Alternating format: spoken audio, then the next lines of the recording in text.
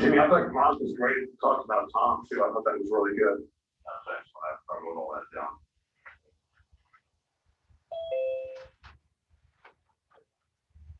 I'll just sit down. We just had Byron. Yeah. Okay. I didn't know where I was at. I just saw it. This is Tom Brady. Yeah. So there's our guy. No, I'm watching you right now, man. What's up, big guy? Hey. Oh, snap. Yeah. So when they see you in a minute, they'll turn it on. We just had to wait till the top thing is done. Okay. This is very close. Huh? Oh. That's certainly like it's that back. Okay. See, I didn't know where I was supposed to be at. Oh, okay. Oh, snap. Oh, this is close. Oh, man. Oh, yeah. Hey, Aaron, this is Andrew Howard of the PR team in the NFL. I'm gonna help you moderate this session, so just let me know when you're ready to go, and we'll get started. Okay. Yeah, I'm good right here. Yeah, no, I think you're good. So I'm just gonna start going through these, and I'll introduce you. Should I look at the camera? Yeah, right? So I'm not looking down. Yeah, that's good. So. Cool. Our first question comes from Trajan Watkins. Trajan, you may ask your question. Hey, Aaron, this is Shay out of Nashville. How you doing, man? I'm good. How you doing? I'm doing pretty good. I want to ask you about the time that you spent with Tennessee. You didn't really get a lot of the playing time. I guess you won it when you were in Tennessee, and then you came to Tampa Bay. And I guess you could say you're a product of a guy that's being called on to help with depth, and you've answered the call really well. And now you're in the Super Bowl. So I want to ask what you've learned. What you've learned in your time in Tennessee, and how that's helped you with your experience in Tampa Bay, coming out and being a deaf guy and helping this Tampa Bay offense along the offensive line. Definitely learned a ton when I was in Tennessee. I had a lot of great guys over top of me in that line to be able to, kind of teach me a lot of different techniques and tricks, learning different things about playing guard. Because, when I first got to Tennessee, that was my first time playing guard because I played tackle in college. So had a great group of guys to be able to teach me things there. Just different little techniques, nuances, things like that. And then, my second year was able to learn from Roger Saffold a lot. He took me under his wing. That's a great guy, be able to learn a lot of things from him. Taylor Lewan, Ben Jones, they taught me a ton when I was there. And just how to stay ready and prepared. And then, getting over here to Tampa, being a dev guy, being the backup, just trying to stay ready at all times and learning a ton from Ali and Cap, being able to teach me a lot of things as well. So definitely learned a ton from all those guys. Appreciate it. Good luck on Sunday, man. Thank you. No problem. Next question comes from Preston Willett. Preston, you may now ask your question. Hey, Aaron, Preston in Charlottesville. How you doing, man? I'm good, man. How you doing? Good. So I just wanted to talk to you about, you started off at a young age, you played football, but then you gave that up and moved over to basketball. But at some point that you realized, there weren't a lot of 6'4" post players playing Division I basketball. So what has this journey been like for you coming from that background to making it to a Super Bowl now? Yeah, man. I mean, it's pretty awesome. Like when I tried when I was younger, it was like I went to a practice, realized I didn't like football at the time. So I just stuck to basketball. That was where my heart was. So, just playing basketball my whole life. And then when I transferred over to St. Anne's Belfield, started playing my junior year, still was getting used to the game at that point. I started to grow a love for the game. So, it's pretty awesome, just the road that I took, to get to this point, all the different obstacles, through life going around. When I think back and reflect on things, it's awesome to think about because it's been quite the journey. All right. Our next question comes from Rob Romershauser. Rob, you may now ask your question. Oh, hi. Thank you very much for taking my question. And I would like to congratulate you for making the Super Bowl. And I would like to ask you, since it's home field advantage, if the Buccaneers would allow you, would you consider riding your bicycle to game day on Super Bowl Sunday? Because that would be a Super Bowl memory. Yeah, I mean, if they would allow us to, that'd be cool. Definitely a little switch up. I know that I think what Green Bay does that during their training camp. So I mean, yeah, that'd be a cool thing to do. Okay, thank you. Thank you. Next question comes from Riley Wyant. Riley, you may now ask your question. Hey, Aaron, Riley here, back home in good old Charlottesville. How are you doing? I'm great. How you doing? I'm doing good. I just wanted to ask you, I'm talking to Coach Blake tomorrow, but can you just give the kids back home in Charlottesville a little message about, I know you've taken quite the journey to get here. What is your message to them? This is obviously a dream for a lot of kids. Yeah, my message to them would be, always believe in yourself. Growing up, I had a lot of people telling me I'd never be able to do this, never be able to do that. When people tell you things like that, just put it as a chip on your shoulder and use it as motivation. Whenever you have setbacks, don't let those hold you down. You get knocked down, just brush the dirt off and get back up. One of my favorite quotes is every setback is a setup for a great comeback. And I try to live by that. And whenever you get knocked down, just get back up and keep going, because it's just gonna make you stronger. Don't let it break you. Thank you. Next question comes from Fago Franklin III. Fago, you may now ask your question. Yeah, how you doing today? I'm great. How you doing? I can't complain. What advice could you give some of the younger generation about overcoming adversity, and how has your faith molded you into the individual that you are today? That's definitely a good one. I would tell them, being able to get through adversity, just to keep trusting, keep faith in it. Know that your opportunity is gonna come when you're ready for it. The way that I believe things is that, God's going to give you a blessing when you're ready to receive it. Never let little things that knock you down hold you back. Always believe in the bigger picture and know that your moment's going to come when it's ready. Thank you. Next question comes from Joshua Allen. Joshua, you may now ask your question. Hey, Aaron, how are we doing today? I'm good. How you doing? Good. You were kind of thrust into action, and I just wanted to know how much, the other guys in the line have helped you, being next to Jensen and Wirfs, who's had an amazing rookie year, and then obviously Marpet and Kappa in your corner too. How do they help you kind of get ready, prepare for the starting role that you're in now?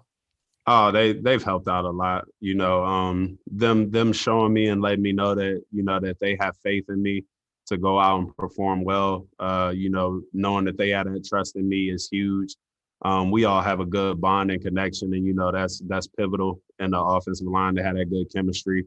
So that's helping out a lot. And knowing that I can go and ask them any types of questions for anything that I might need to figure out is huge, because they're always willing and ready to help out whenever needed. So they've been great. Next question comes from TJ Eck. TJ, you may now ask your question. Hey, Aaron, TJ here in Harrisonburg. Just wanted to ask you, you obviously played in a lot of big games at JMU, and obviously the Super Bowl is the biggest game in the sport of football. But how do you think your time at JMU and all the big pivotal games you played here with the Dukes kind of prepares you for a moment like this? I think the way that it would help, the way that it's helped me be able to prepare for this game is that, when I was at JMU, those types of big games that we played in, I learned to not put anything extra onto the game. at the end of the day, whatever it's for, it's still a game at the end of the day. And as long as you focus on that and don't put any added pressure or stress onto it, it allows you to be able to go in there with the correct type of mindset for you to be able to play and perform to your best ability. People keep asking me all the time if it's dawned on me that I'm going to be playing in the Super Bowl, and I tell them no, it hasn't yet. I'm gonna let that hit me after the fact. I know that it's a huge thing, and I'm excited to be playing in it, but I'm not going to put any extra pressure onto it because if you do that, you're not going to be able to play at your best. Next question comes from Carmen Vitale. Carmen, you may now ask your question. Hi, Stinnie. Hey, Carmen, how you doing? I'm doing well. How are you? I'm great. I would think so. Listen, we heard from Bruce just earlier today, just a few minutes ago, talking about how he loves the depth on this team and how guys and he called you out, said have stepped up just incredibly, in these seamless transitions in the biggest moments. Is there something that you guys do maybe at practice or just in your preparations that allows that transition kind of across the field? I know with the offensive line, especially, you've got Coach Gilbert that works with tackles, you've got Goody that works with the interior guys. Does that help, more individualized attention so you're ready to step up when you need to?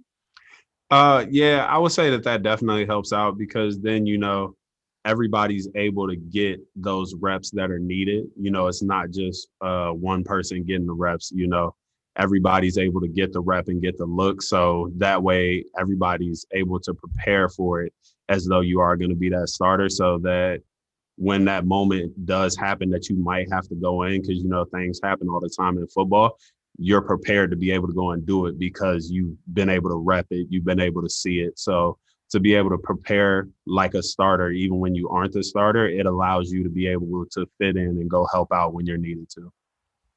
Awesome. Good luck. Thank you.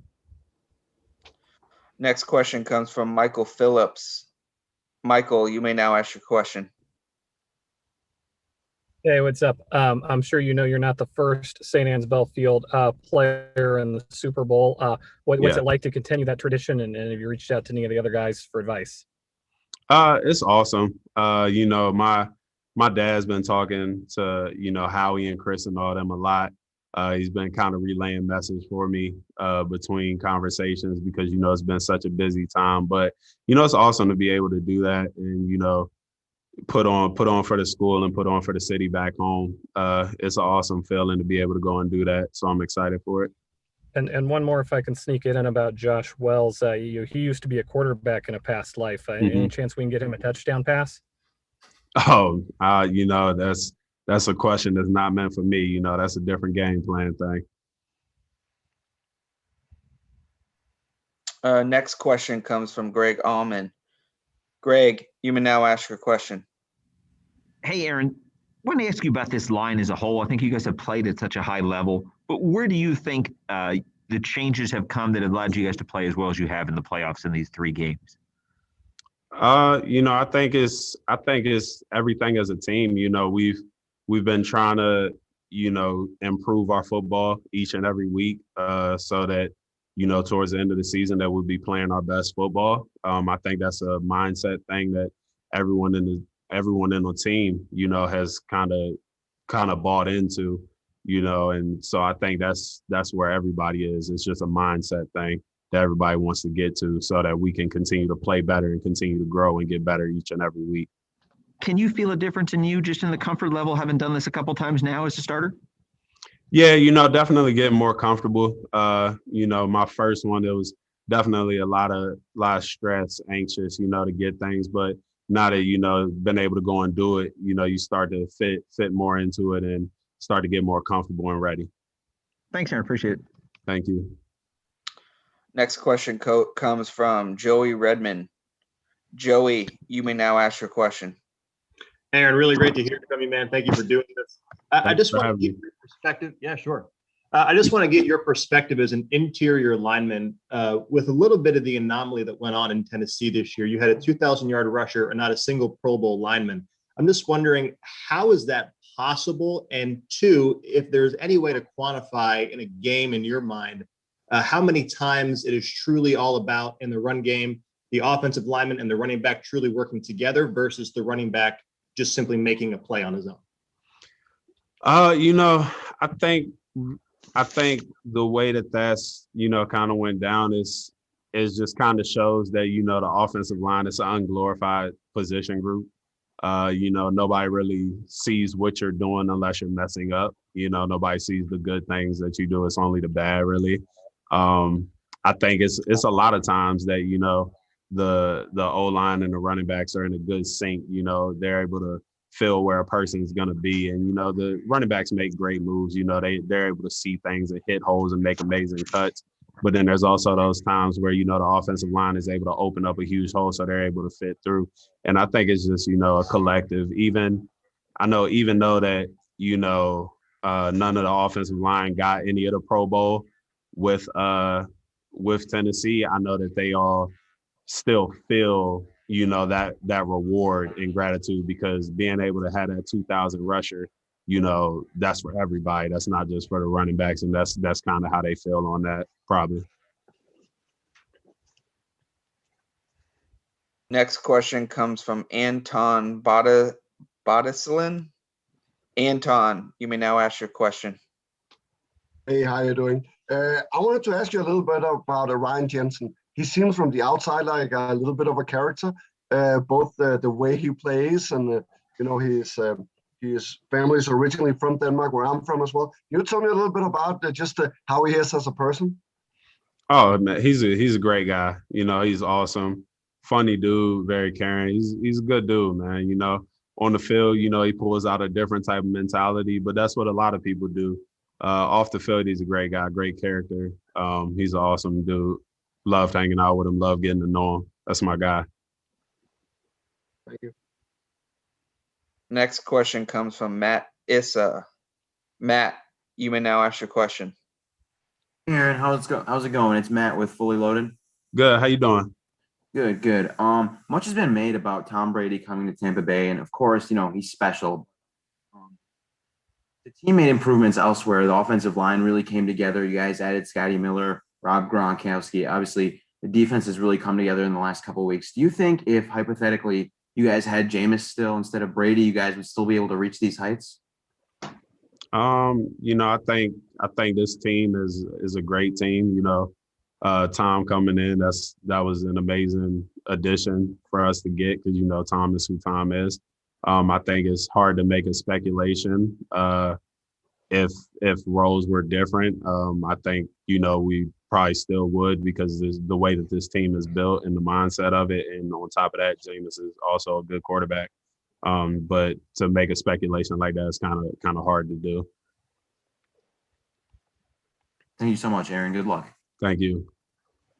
Next question comes from KAVALAR@hotmail.com. You may now ask your question. Mr. Stinnie, how are you, sir? I'm good. How you doing? Bro, Alex Kappa goes down and you step right in. It's the Saints game, and for some odd reason, we don't hear your name because you do such a spectacular job. Tell me what it's like to see the bright lights, being in your first Super Bowl, and taking over for a starter and not missing a beat.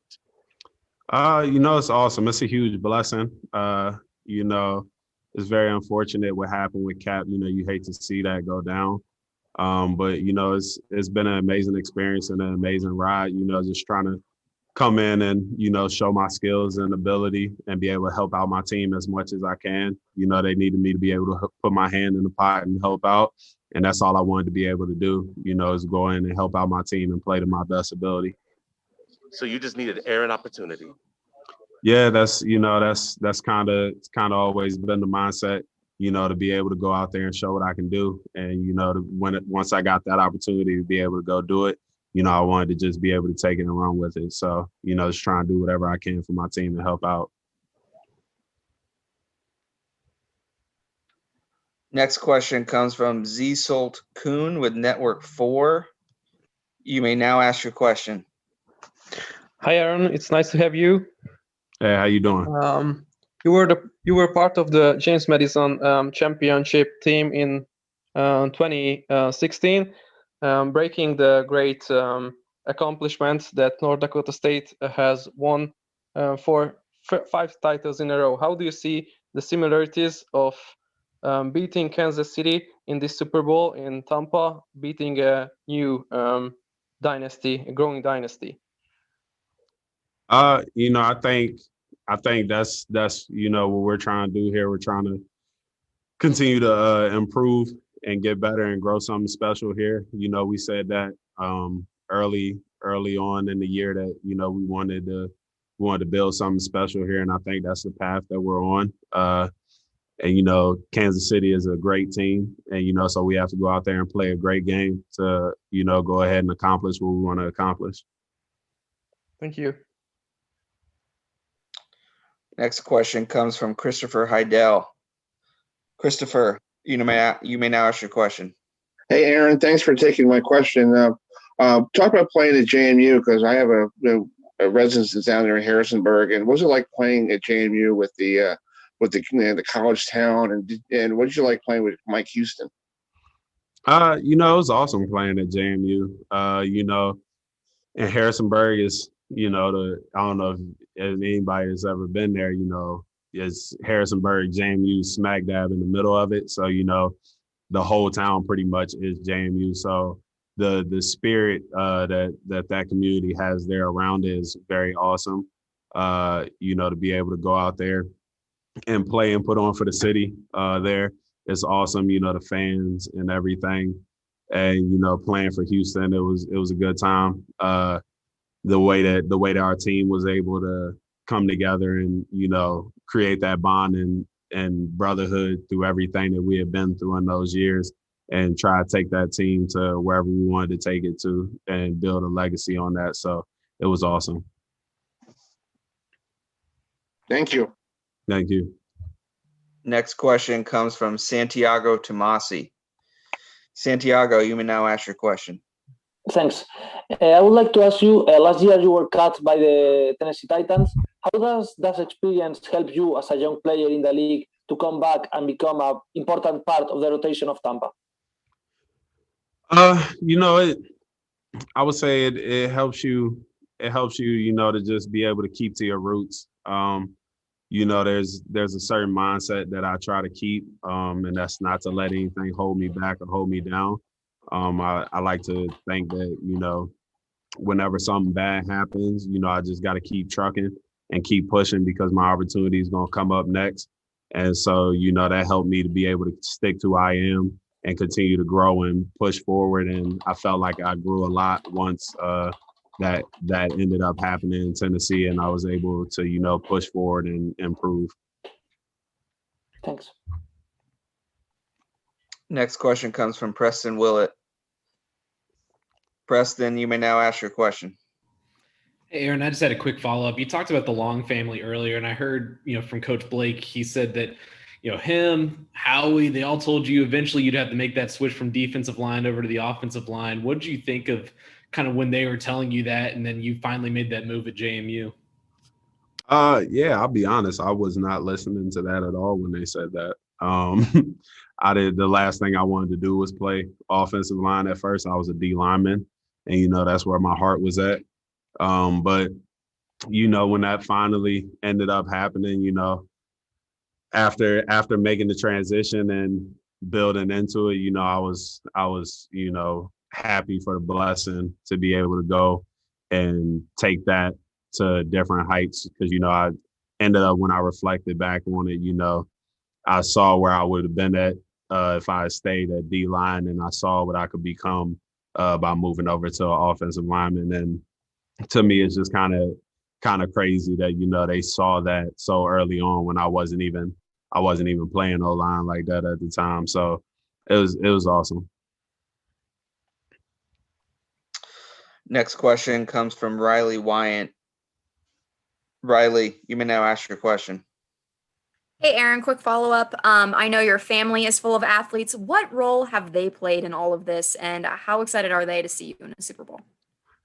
They play huge roles. It's them being that support system for me has been great. To be able to talk to them about different things because they've all, you know, experienced that, especially my dad. You know, he was a professional basketball player. So different little things he's been able to experience. He's been able to give me little tidbits on that. And, you know, they're definitely excited for me, you know, is to be able to see where I'm at now versus where I started off. So it's definitely exciting for them. And, you know, all I want to do is just continue to make them proud and happy. And so that's a huge thing for me. Thanks so much. Thank you. Next question comes from Joey Knight. Joey, you may now ask your question. Aaron, forgive me if you've been asked this, but how gratifying is it that a bunch of you guys up front come from very small colleges? I mean, you probably the biggest college out of you and Jensen and Ali and Alex Kappa. How gratifying or validating is it that you got so many starters up front who come from not so large colleges? It's awesome. You know, I feel like it just speaks volumes about it's not always about the school that you've gone to. You know, you can't always just put aside, you know, the smaller school guys because there's always talent there. You really just have to find it. And, you know, Ali, Gents, Cap, you know, they're huge testaments to that because, you know, to be guys from a D2, D3 school like that and go out and accomplish the things that they've done is huge. And, you know, even speaking on the JMU side is awesome because, you know, you have me, Wells, and Earl, you know, and those guys are so far along in their career. It's amazing to see. And, you know, it definitely helps out to be able to show the other guys playing at the D1 AA level or the Division II or Division III level that, you know, it's possible. All you have to do is go in and put in that work and, you know, excel and show off.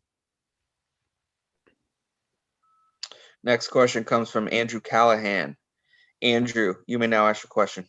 Hey, Aaron, as I'm sure you've seen and experienced playing with Tom the whole season, he's been just prolific from a clean pocket and specifically given the way Kansas City loves to blitz. Do you feel in any way or sense like, hey, if we do our job up front with how well you guys have played as an offensive line in the playoffs, we do our jobs, we should win this thing? Yeah, you know, I think that's the mindset on it. You know, I feel like we know we have to go out there and do to give ourselves a shot at winning the game. And, you know, keeping Tom clean is definitely a huge part of that. So, you know, that's in our mindset that we know we have to go out there, keep Tom clean and allow him to do what Tom does. Thanks, man. Best of luck. Thank you. Next question comes from Paul Gable. Paul, you may now ask your question. Hey, Aaron, working on a story about Antoine Randall and what he means to the organization. Kind of walk me through a little bit about what he means to you guys, the type of energy he brings.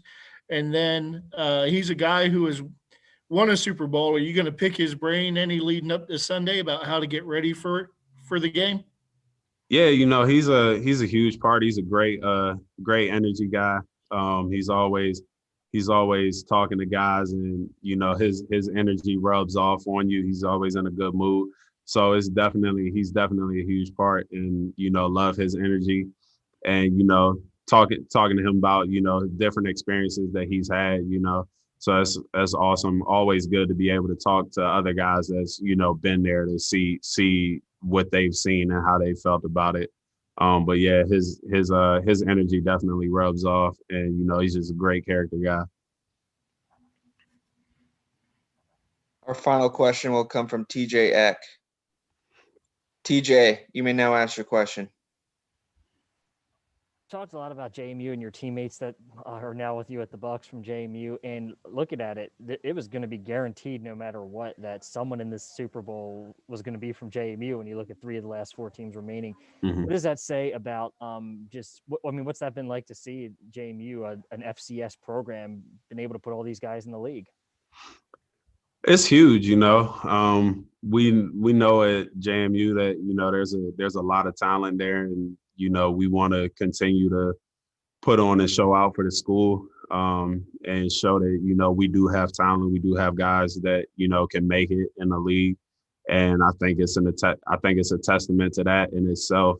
Seeing how many guys that, you know, we had in the league this year, last year, speaking in itself. And then to be able to have so many guys in the playoffs, there's guys on tons of teams that were in the playoffs. So to just see it, how many that there was potentially could have been in the Super Bowl has been awesome to see.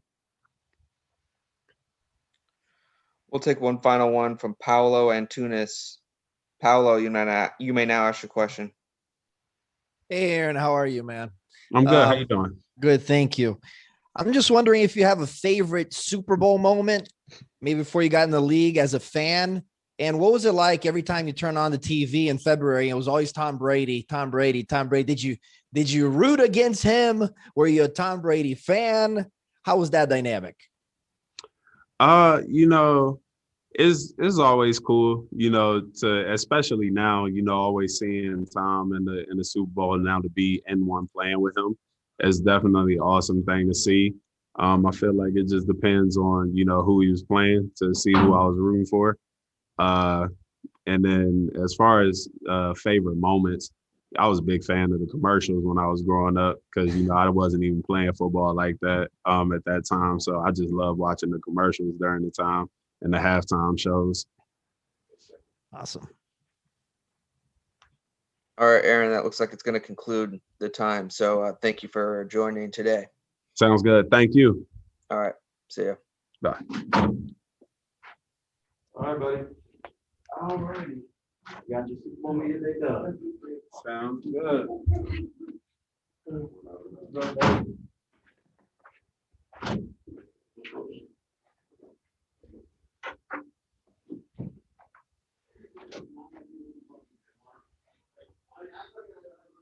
The guy we wanted to talk to, Byron. Hey, underneath my picture it says Rob Gronkowski. I think we're two different skin tones. All right.